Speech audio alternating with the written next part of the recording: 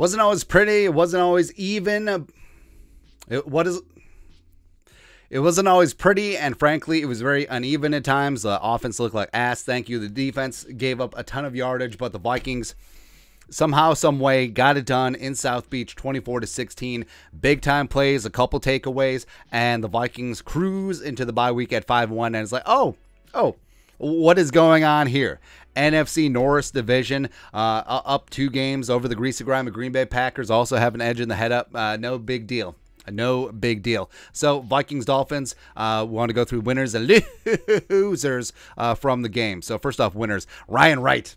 Absolutely wide right. The right stuff. Getting it done, man. 10 punts. 10 friggin' punts, which we'll get to why that's an issue with the friggin' offense, man. Just like, come on, baby. But 7 down inside the 20, which is a team record. So Ryan Wright just absolutely booming it. Patrick Jones second, 2 sacks. The pride of Pitt getting it done.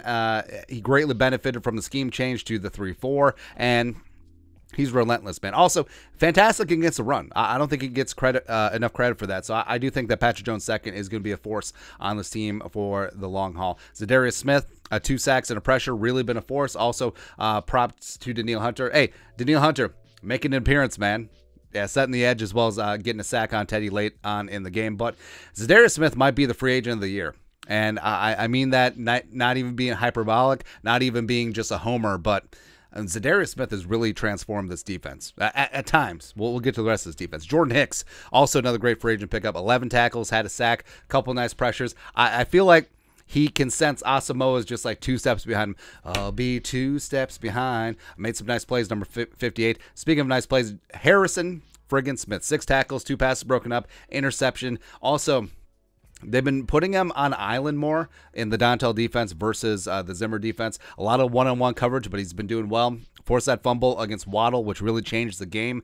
Patrick Peterson, 2 straight passes broken up. Reading Teddy like a book in the second half. Interception to seal it. Also helped break up the 2-point conversion. So I think that Patrick Peterson, he's that guy. Where Harrison and Peterson, I mean, you could easily say that both of them were washed at some points last year, but not so much. I think they look rejuvenated. Dalvin frickin' Cook, where he was bottled up through most of the day, and then boom, 53-yard touchdown run in front of friends and family down in Miami. And you feel good for Dalvin, and he's been like a shoelace away from, say, a half dozen long touchdown runs this season. Glad to see him finally hit one. JEROME Ezekiel Thielen had that touchdown. Also a first down. Yeah, the first down, which was a big deal since the Vikings started off with 4 3-and-outs. Also got the 2-point conversion. Also, he drew a nice DPI on Big Ngane of the Dolphins, former Auburn Tiger and cornerback. Then you have Just friggin' Jefferson, where 6 catches for 107 on 8 targets. Also, 3 straight 100-yard games. Where it's kind of weird where you have a 107-yard game and it seems quiet. But that's what Jefferson did today, where he's so good that he's boring at times. Josh Metellus filled in phenomenally for Harrison for that spot start when Harrison was out with a concussion, making special teams play all over the place, sniffing out that fake punt. I mean, Josh Metellus, I think that, say the Vikings part ways with CJ Ham, I think Metellus will be the special teams captain, rightfully so.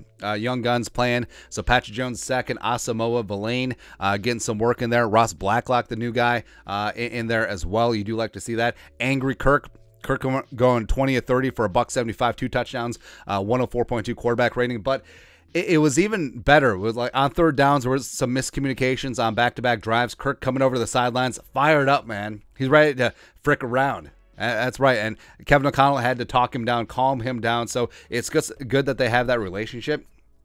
But I like fiery, competitive Kirk because I think that's the best version of Kirk. And he knows that they're leaving a lot of points out there on the field. So, yeah. Punt coverage looked good. Chris Boyd forced a fumble.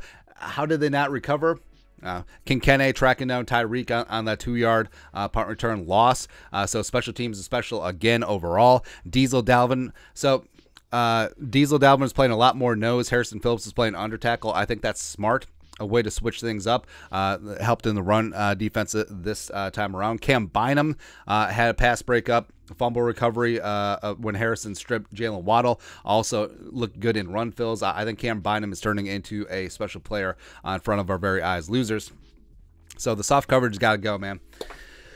The defense has made plays in the last couple games. Cam Beasley, yes. Harrison, yes. Patrick Peterson, yes. But this soft coverage is marshmallowy, where when they can't get home with 4, and then all of a sudden, they're sitting back with 7, 8 in coverage, and they're just whatever.